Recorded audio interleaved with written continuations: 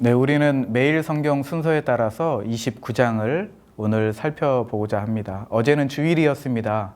그래서 28장을 제가 간략하게 한번 살펴보고 29장을 보도록 하겠습니다. 5가지 기본 내용이 있습니다. 첫 번째는 인간은 숨겨진 모든 종류의 물질들을 땅에서 찾을 때에 재주가 있다는 것입니다. 자, 두 번째는요. 그러나 지혜, 곧 하나님의 복잡함을 이해하는 일에는 우리에게 너무 참 어렵다. 솔직히 잘 모른다라고 성경이 말합니다. 세 번째로는요. 인간이 땅에서 얻는 그 어떠한 방법, 우리가 잘 아는 그 방법으로도 하나님의 지혜, 보석을 얻을 수 없다라는 것입니다. 자, 네 번째는요.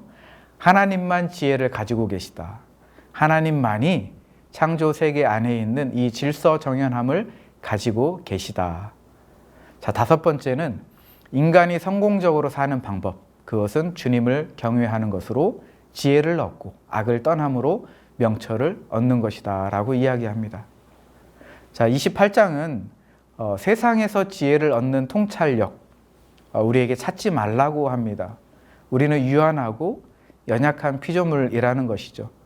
자, 우리가 하나님의 그 지혜, 보석을 얻는 것은 여호와를 경외하는 것, 악을 떠나는 것이다 라고 이야기합니다. 즉, 인간은 현실에 대해서 세상을 향해서 복을 누리며 사는 방법을 갈망하는 그런 어리석음을 피하라는 것입니다. 하나님 앞에서만 고개를 숙일 때에 창조 세계가 뚜렷이 볼 수 있다는 것입니다. 하나님이 주시는 지혜의 선물을 통해서 인간답게 복을 누리며 살 수 있다라고 28장에서 이야기합니다. 자, 우리가 29장 본문을 볼 텐데요. 욥의 고난에 대해서 하나님은 여전히 침묵하고 계십니다. 욥의 온전함에 대해서도 죄에 대해서도 하나님은 평가나 판단이 아닌 침묵으로 반응하고 계십니다. 이러한 가운데 욥은 꿋꿋이 하나님을 찾고 있습니다. 여러분, 오늘 본문 29장을 살펴볼 때에 3가지의 중요한 묵상 포인트가 있습니다. 지금부터 한번 살펴보겠습니다. 첫 번째 묵상 포인트는 욥은 하나님과의 잃어버린 우정을 그리워하고 있다는 것입니다. 1절에서 6절을 살펴보시면 하나님은 욥을 너무나도 잘 보살펴 주셨습니다. 욥의 길에 등불을 비춰주시면 욥은 그 빛을 의지하고 어둠 속을 걸었습니다. 하나님은 항상 욥의 곁에 계셨습니다. 욥의 자녀들까지도 하나님 품 안에 있었기 때문에 욥은 만사가 형통하고 평안했습니다.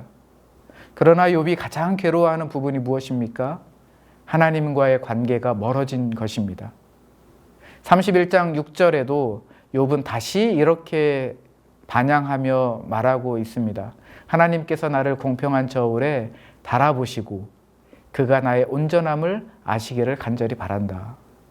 이것이 욥의 간절한 마음이었습니다.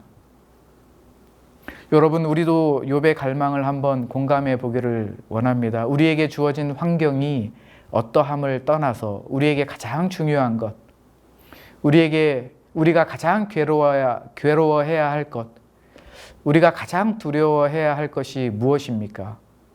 그것은 하나님과의 우정을 잃어버리는 것입니다. 오늘 본문을 묵상하시면서 다시 한번 하나님과의 바른 관계를 그리워하고 열망하는 마음이 충만해지시기를 축복합니다. 신학자 헤르만 바빙크는 이렇게 이야기했습니다. 하나님 자신이 복됨이다. 복됨과 하나님은 동일하다. 왜냐하면 하나님이 완전하시기 때문이다 라고 말했습니다. 그렇습니다. 완전하신 하나님과 긴밀한 관계를 맺고 유지하는 것이 우리에게 가장 큰 복이라는 것을 우리는 믿어야 합니다. 자, 2번째 묵상 포인트입니다. 욥은 다른 사람들에게 공의를 행할 기회를 잃어버렸음을 탄식하고 있습니다. 11절에서 17절 보시면 욥이 어떻게 선교적 삶을 살았는지를 우리가 살펴볼 수 있습니다. 욥에게 있어서 하나님의 복을 누리면서 산다라는 것은 과부와 고아들에게 자애를 베푸는 일을 의미했습니다. 그렇습니다. 욥은 공경에 처한 사람들을 도와주었습니다. 불쌍한 사람들의 처지를 대변해 주었고요. 만나는 모든 사람들을 따뜻하게 대하고 모든 사람들을 공정하게 대해 주었습니다. 눈먼 이들에게는 눈이 되어 주었고 발을 저는 이들에게는 발이 되어 주었습니다. 궁핍한 이들의 아버지가 되어 주었고 학대받는 외국인들의 권리를 옹호해 주었습니다. 그런데 욥은 이제 이와 같은 복된 일을 할 수 없음을 탄식하고 있습니다.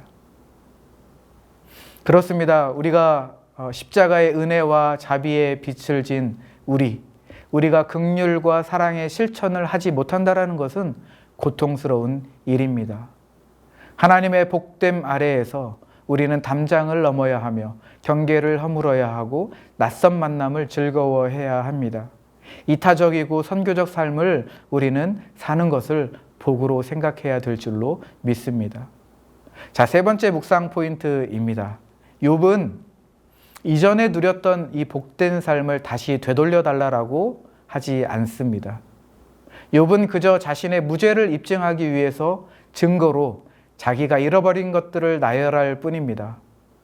하나님과 논쟁할 이유가 없는 것이죠. 이전에 욥의 삶이 어떠했습니까? 사람들로부터 좋은 평판으로 어디를 가든지 존경을 받았습니다. 욥이 말할 때면 사람들이 귀를 기울였고 기대하는 마음으로 토시 하나까지 욥의 말을 새겨 들었습니다. 사람들은 욥의 조언을 봄비처럼 반겼습니다. 그래서 욥은 이렇게 생각했었습니다. 우리 하나님의 말씀, 오늘 본문 말씀을 보면 18절입니다. 내가 스스로 말하기를 하는 내 보금자리에서 숨을 거두며 나의 날은 모래알같이 많으리라 하였느니라. 자, 19절 말씀, 20절 말씀입니다.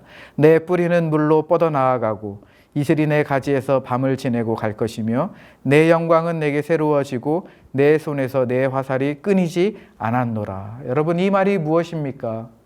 네, 욥에게는 자신이 있었다라는 것이죠.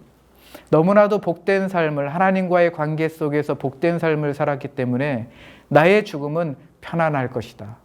내 영혼이 영광에 쌓이고 육신이 쇠하지 않겠다라는 그런 소망이 과거에 있었다라는 것입니다.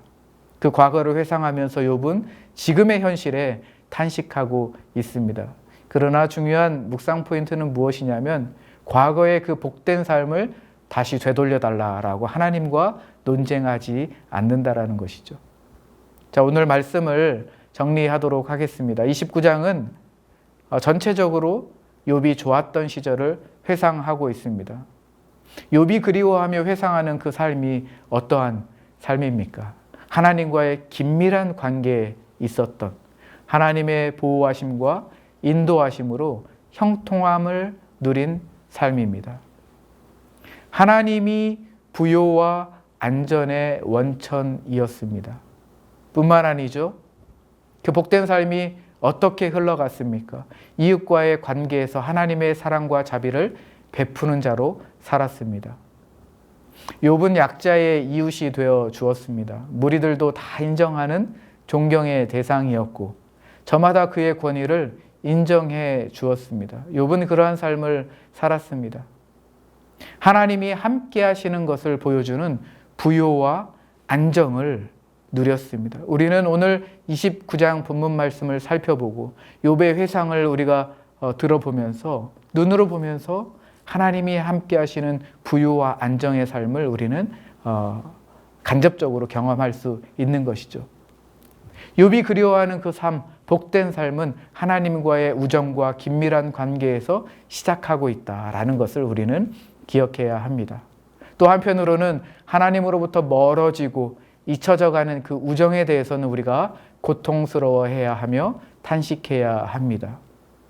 오늘 하루도 말씀을 통해서 하나님께 더욱 가까이 깊이 나아가시는 3일의 모든 성도님들 되시기를 주님의 이름으로 축복합니다.